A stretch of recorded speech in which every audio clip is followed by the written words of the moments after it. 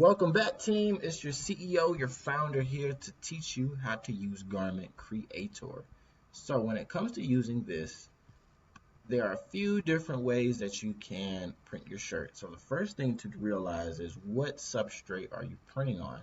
More than likely, that you will be either printing on a dark colored or a light colored shirt, but mostly black or white. And how the settings are, I've created a black tee standard profile for black t-shirts, and I'm in the process of creating a white tee standard for white t-shirts. And sometimes when I'm working on orders that I often repeat throughout consistently, or I like the settings that I used on those orders, I also go ahead and save them. So one, if I'm reprinting, I'm able to go back to those exact same settings, or if I want to print a design at a similar look or aesthetics, I'll use the same color profile. So we're going to use the Stusa Schemer preset, and I used this when I did Stusa's t-shirts.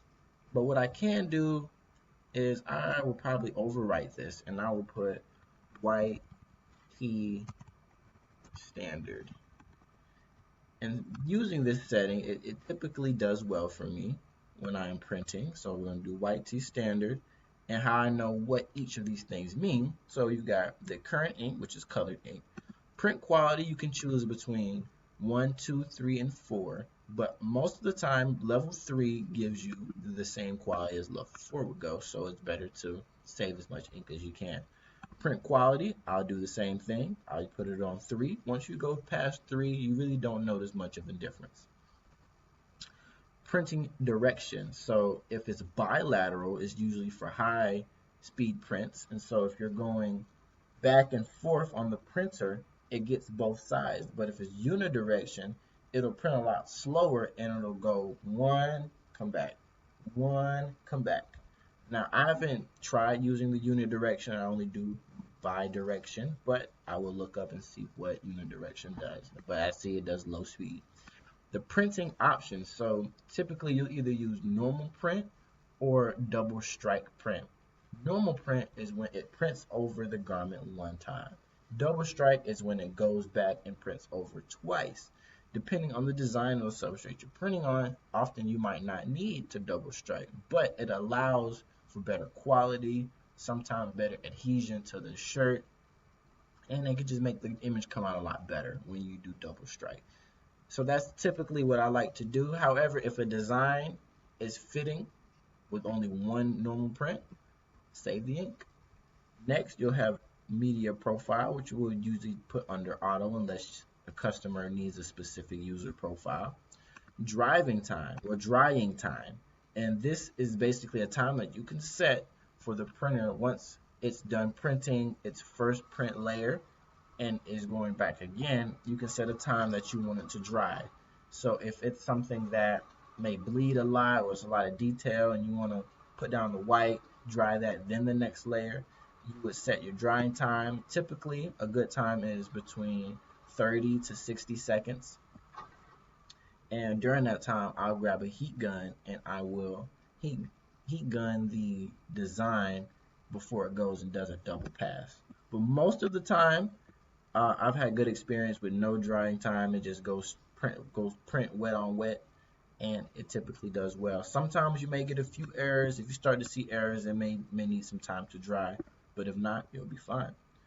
Next, you've got the color density, and color density is usually set to 80. That's my preferred setting, but I usually would put it between 55 to 90 depending on how vibrant I want the design to be. 100, sometimes it can be overkill. You don't want to max out your settings because you'll end up using more ink. But 70, 75 is a good medium. And depending on the design that you're printing on, you will want to increase certain settings. So for the Schemer's tee, I felt it was a little dull, so I want to increase the saturation. And now, since I've got things set up to where I need to, I don't need to adjust the red, the blues, the green levels. And if I do need to, it'll just be dependent upon the design. I'm going to go ahead and resave this, add my current setting, and put white YT standard,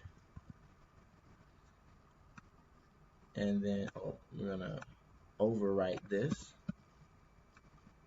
YT standard. We're gonna save it. So we're gonna save this now with the new print settings. So next thing to understand in Garment Creator is your print layout. So we have two different platens here. We have a 16 by 20 platen, and we also have the 14 by 16.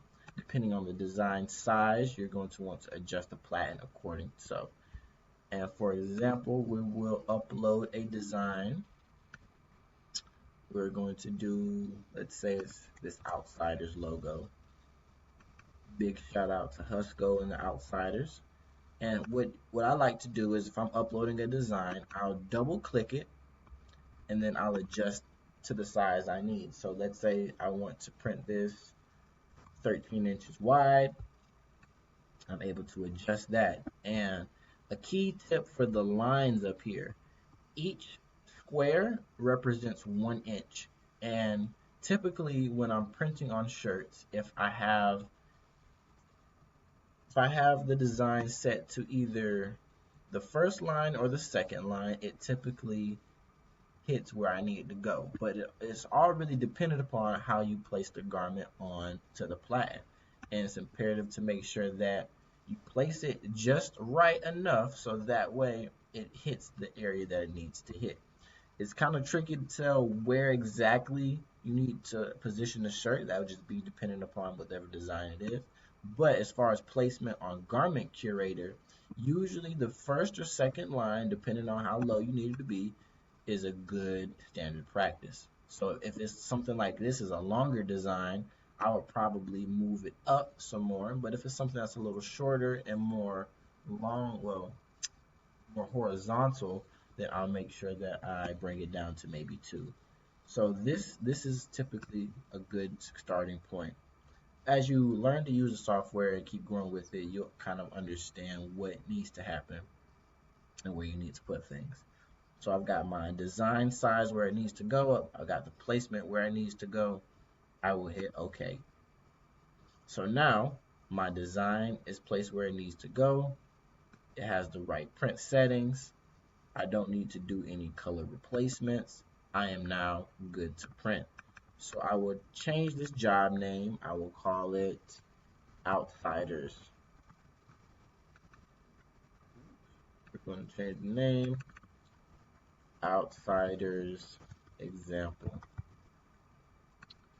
And now I'm going to take my USB cord and I'm going to plug it into the printer so I can begin printing.